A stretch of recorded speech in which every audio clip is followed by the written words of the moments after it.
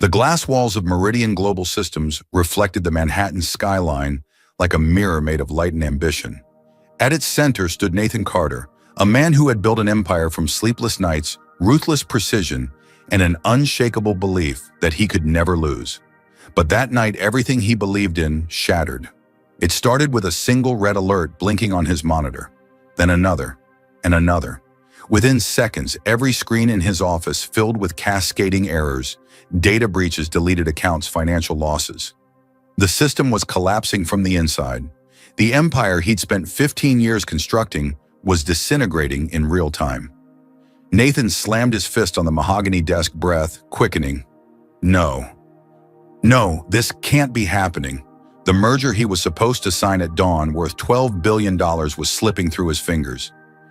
Every minute cost him millions. Outside the floor-to-ceiling windows, New York glowed, indifferent to his despair. The city never stopped. It simply watched men like him rise and fall. He dismissed the team hours ago, unable to face their frightened eyes. He wanted silence. But then he heard footsteps in the hallway, soft, steady, and followed by the faint squeak of wheels. He looked up and froze. A woman in a blue janitorial uniform was pushing a cleaning cart down the corridor. She stopped at his office door, startled to find him still there. Her light brown hair was tied back neatly. Her eyes, clear, piercing gray, met his with quiet curiosity. Nathan forced a bitter laugh. "Don't worry, you're not interrupting. Just watching 15 years of my life burn." She hesitated, then knocked gently on the glass. "Are you okay, sir?" Her voice carried a soft accent. "Spanish, maybe." "Define okay," Nathan muttered. "My company just died in front of me." Her gaze flicked to the monitors. "That's a cyber attack," she said calmly. He turned toward her, stunned. "Excuse me." She nodded slightly. "I used to work in cybersecurity. Before life happened. May I take a look?" Nathan blinked. The woman mopping his floors was asking to handle a crisis his own engineers couldn't fix. He wanted to laugh, but there was something in her eyes. Not arrogance, certainty. He stepped aside. "Knock yourself out." She sat, fingers flying across the keyboard with the kind of confidence born of obsession. Her name tag caught the light, Lucy Rivera. Within moments, she was accessing hidden directories Nathan didn't even know existed. "Who are you?" he whispered.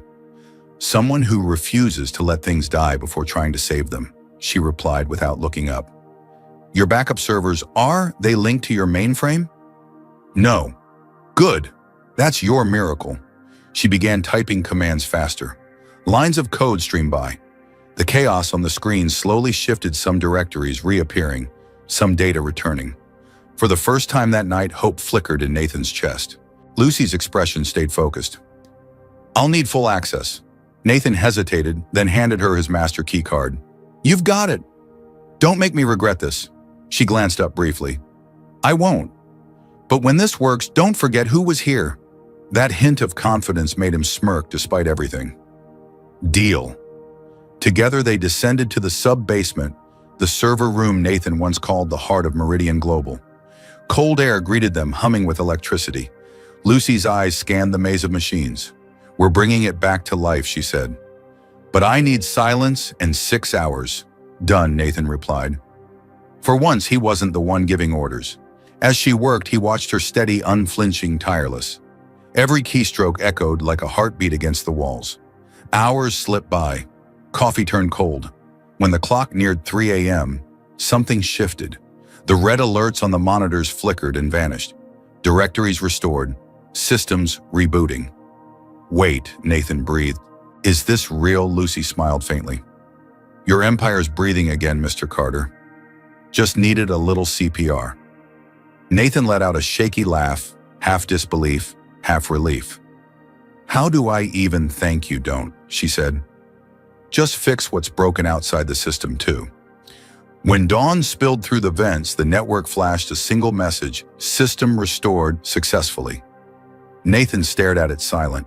Lucy leaned back, exhaustion and pride mingling in her eyes. "Congratulations," she said softly. "You're alive again." He turned to her. "No, we are." As the first employees arrived that morning, they found their CEO sitting beside a woman in a janitor's uniform, both sipping coffee like old friends amid glowing screens. They didn't know that she had just saved the entire company or that she'd just changed the course of his life forever.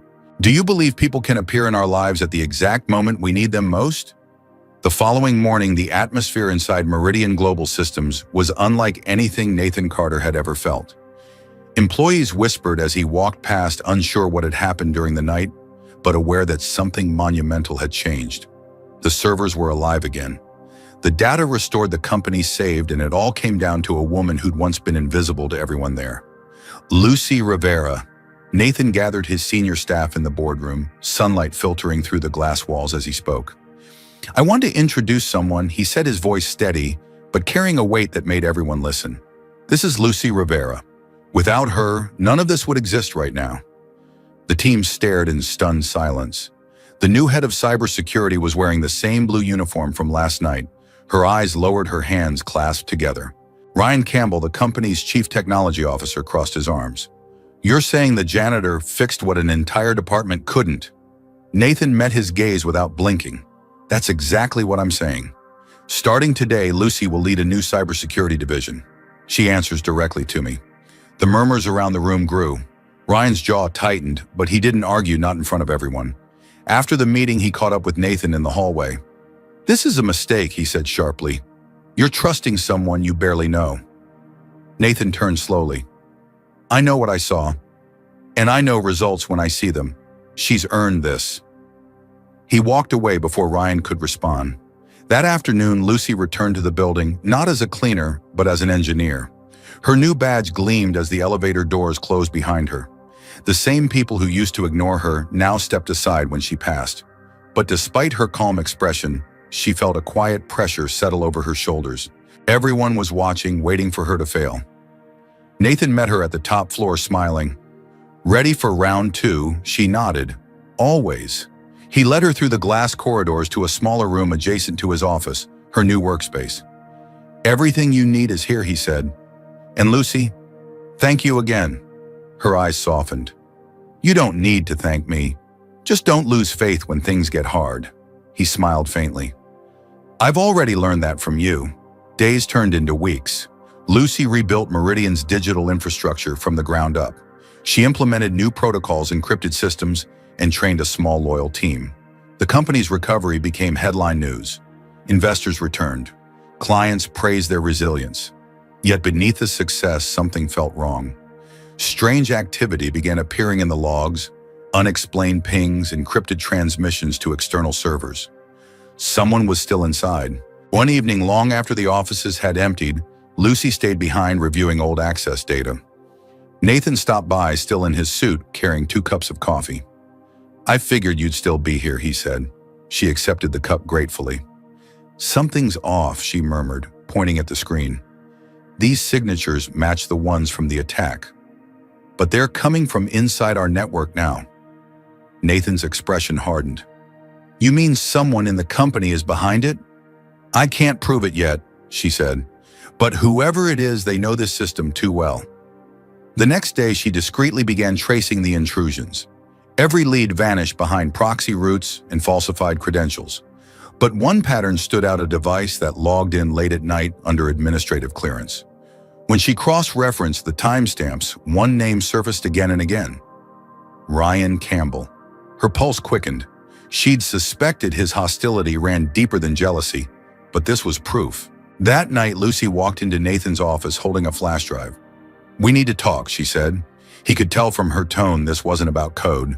She plugged the drive into his computer, and the logs filled the screen. "These are from our internal servers," she said.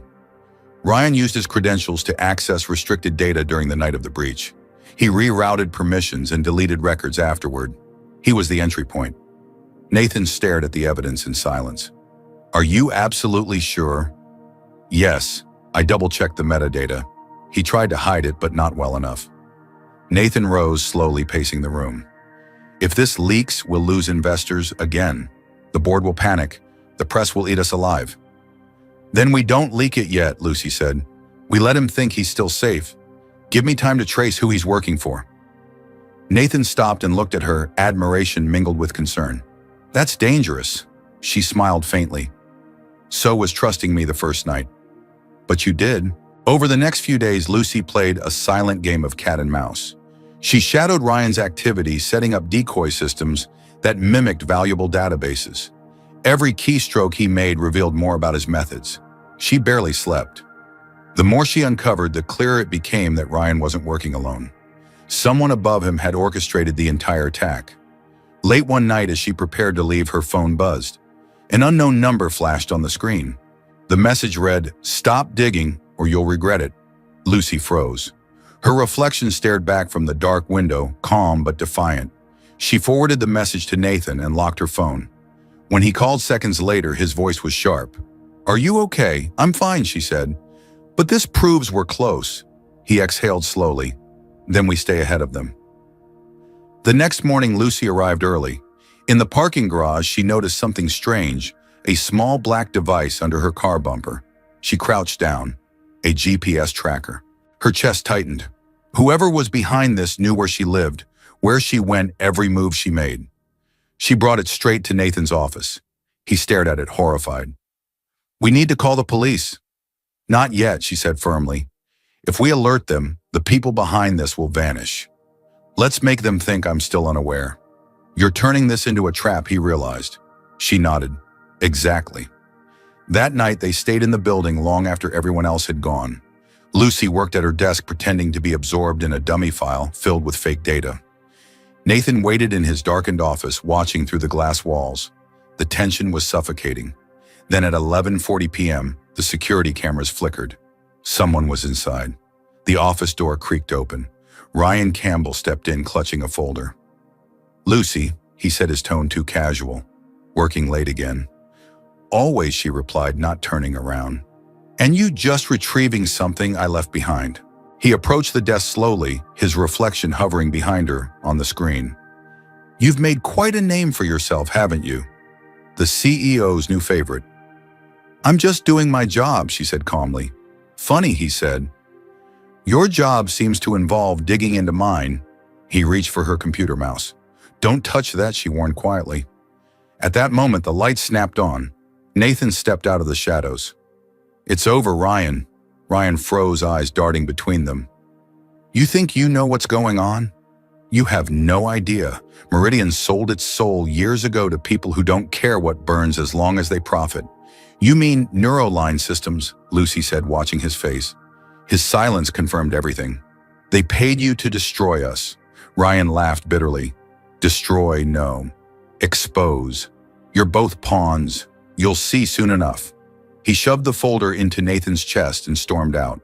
Security gave chase, but by the time they reached the elevator, he was gone. The cameras went dark seconds later.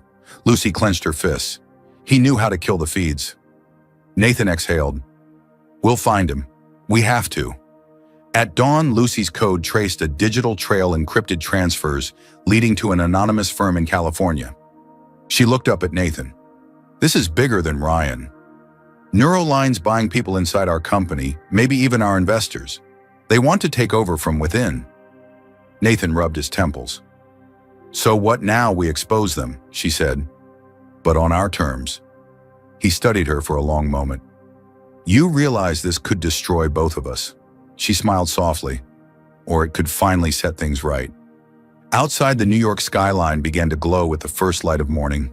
They stood there in the silence of the server room, surrounded by the hum of machines and the faint echo of trust rebuilding itself in the most unlikely way. Nathan reached for her shoulder. "Lucy, whatever happens next, I need you to know I trust you." Her voice barely rose above a whisper. "Then let's make sure that trust is worth it." Do you think Nathan was right to trust Lucy completely after everything that's happened? The following week, Meridian Global Systems appeared calm on the surface, but Nathan and Lucy knew the storm was far from over. Ryan Campbell had vanished, and every trace they followed led back to Neuroline Systems, the same rival company now aggressively bidding for Meridian's clients. The board demanded answers, the media speculated about internal corruption, and Nathan's faith in his people wavered. Only Lucy remained steady, her mind razor-sharp despite sleepless nights. One evening, Lucy was reviewing encrypted communications when she spotted something, a familiar signature hidden deep inside the network. "It's Valeria Stone," she whispered, realizing the chief financial officer had been involved all along. She was funneling confidential data to Neuroline through an external consulting firm called North Park. Lucy immediately alerted Nathan. "She's the one who kept the door open for them?" Lucy said, her voice cold. Nathan froze. "Valerie. I've known her for years. She's been with me since the beginning." "That's what makes it so dangerous," Lucy replied. "No one suspects loyalty until it turns into betrayal." Nathan agreed to confront her, but Lucy insisted they gather evidence first. For 3 days, she built a digital trap, an isolated server that mimicked Meridian's financial system, filled with decoy files and trackers. The bait was perfect. On the 4th night, the system pinged. Someone was inside. Lucy watched the screen light up with commands streaming from Valerie's credentials. She traced the signal straight to an office in Lower Manhattan.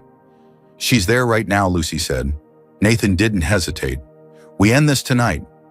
They drove through the empty city streets, the silence heavy between them. When they reached the address, a sleek glass building loomed over them. Inside, the lights were still on. Lucy connected her laptop to the building's network from the lobby and confirmed Valerie was logged in upstairs. Nathan clenched his fists. "Stay behind me." "No," Lucy said. "We do this together." They found Valerie in a corner office, perfectly composed as if she'd been expecting them. "Nathan," she said, her tone almost warm. "You shouldn't be here." He stepped forward. "You sold us out." "You sold me out." She smiled faintly. "I didn't destroy anything that wasn't already rotting. Neuroline offered me freedom, something you never gave me. Freedom doesn't come from betrayal," Lucy said, her voice calm but firm. Valerie turned to her. "And you, Miss Rivera, the miracle worker. Don't you realize you're just a placeholder? When this is over, they'll forget you too." Lucy didn't flinch. "Maybe, but at least I'll know I fought for something real." She pressed a key on her laptop. Valerie's screen froze, a trace alert flashing across the monitor.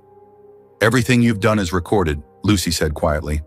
"The authorities will have the evidence in minutes." Valerie's expression faltered for the first time. "You think this ends with me?" she whispered. "There are people far more powerful than you can imagine." "Maybe," Nathan said, "but tonight it ends with you." Within minutes, federal agents arrived, led by Nathan's legal counsel. Valerie didn't resist. As they escorted her out, she turned to Lucy. "Enjoy your victory while it lasts. Heroes always fall harder." The next morning, the story exploded across every major outlet. Meridian's CFO arrested for corporate espionage linked to Neuroline systems. Investors held their breath, but something unexpected happened. Public sympathy turned toward Nathan and his company. People admired how they had faced betrayal with transparency. Meridian's values surged overnight. The crisis that could have destroyed them became the foundation of something new. When Nathan walked into Lucy's office that afternoon, she was packing up files. "Where are you going?" he asked, half anxious. "Home," she smiled.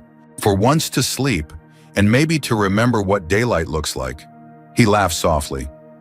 "You've earned it. More than anyone." She hesitated. "You know, I never planned to stay here forever. I just wanted to fix what was broken." He looked at her quietly. "Then maybe fix one more thing, me." That evening, they stood by the massive windows of Meridian's top floor, the skyline reflecting in their eyes. The company below them buzzed with renewed life. "When I first met you," Nathan said, "I thought you were just someone cleaning up my mess. But you were building something bigger, something I didn't even see." Lucy smiled, looking out over the city lights. "Sometimes it takes losing everything to remember what matters." "And what matters to you now?" he asked softly. She turned toward him. "People who don't give up, even when it hurts."